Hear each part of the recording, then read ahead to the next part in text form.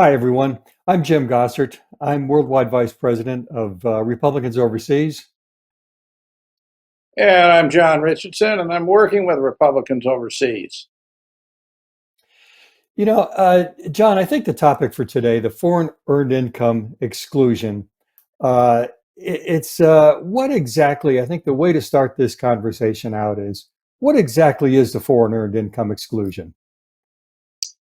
Right. Well, as you know, Jim, all U.S. citizens, wherever they may live in the world, are required to include in their income all sources of income from any part of the world. Okay. So, what we have, though, is a provision. It's found in Section 911 of the Internal Revenue Code, and the key word foreign earned income exclusion. So what this does, it allows certain qualified individuals, okay, people who really live outside the United States, people who spend more than 330 days, whoever qualifies, they are allowed to exclude from their income, right? In other words, it's a carve out a certain amount of earned income, and that amount is indexed to inflation. I think it's around $120,000 per year. There's also a housing exclusion, but let's just focus on the income exclusion. Now, I want to make the point that that's not all foreign earned income, all kinds of foreign earned income. It's earned income. Now, that excludes investment income, it excludes pensions. What it really is salary or a portion of small business income. That's what it actually is. Now, when you do exclude that income on your tax return, when an American living abroad does that, what is the impact on basis? Does if the income of $120,000 is excluded, does that mean that their tax basis goes down by $120,000?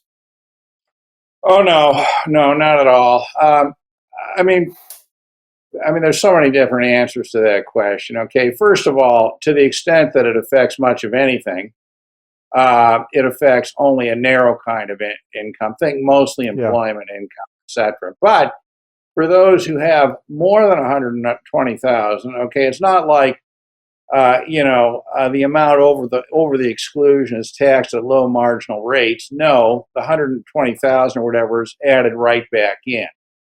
Okay, and this is a So you end common up being provision. taxed at a higher. You end up being taxed at a higher at a You'll be higher tax taxed bracket. at the same rate on the excess as if you never used the foreign earned income exclusion, right? But Right. Jim, there's a lot of, the first problem is I think there's a lot of misconception here. The foreign earned income exclusion is not a huge help generally to Americans abroad unless they're, just employees and nothing else for a lot of reasons. One reason is that by excluding the income, you're not able to offset, and we'll do a discussion of foreign tax credits in a minute. You're not able to offset U.S. tax that might be owed by non-U.S. tax that might be a greater amount than you'd be taxed in the U.S. In other words, you're losing the ability to build up a bank of foreign tax credit carry forwards, right? Which is why, from a practical point of view, people tend to, I think if they're well advised, okay, to not use the foreign earned income exclusion. Where it's helpful is if a U.S. citizen abroad is living in a country without income taxes. Okay, so say you're in the Gulf region or something, uh, it's a bit of help there because then you can exclude up to like 120,000 or whatever it is. It's indexed to inflation. Right. Right. Right. And whereas if you're either working for a corporation or if you're with a nonprofit, let's say, and let's say one of your benefits is that because the cost of education might be so high in a foreign country, if you're with a nonprofit or with a corporation that provides a benefit to educate your kids, that may offset uh, some of that income, which is considered some of that benefit, which is considered income, but it's not going to lower your taxes because for the reasons you're saying.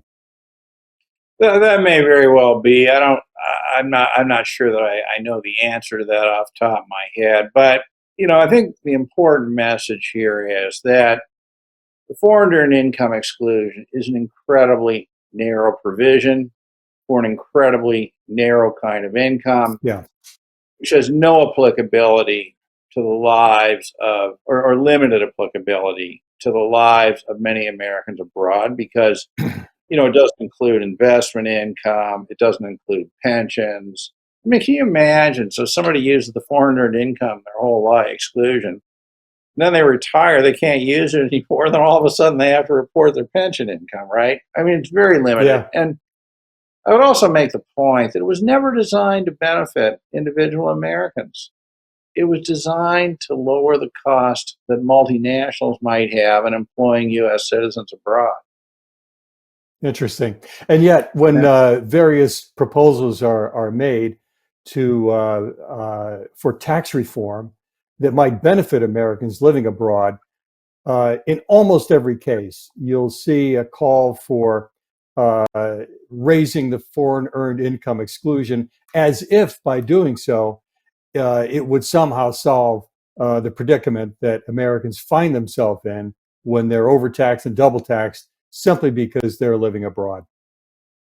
Yeah, that's right. I mean, when you look at these proposals, I mean, first of all, you could raise the foreign earned income exclusion to $1 billion. And as long as it's restricted to earned income, you've still got the problem, of not earned income, right? But some of the proposals will say, well, you know what? Let's not only raise the amount that's excludable, but let's include pension income or investment income or something. Um, Jim, I'll tell you what the problem with that is that retains citizenship taxation. It absolutely Precisely. retains citizenship taxation.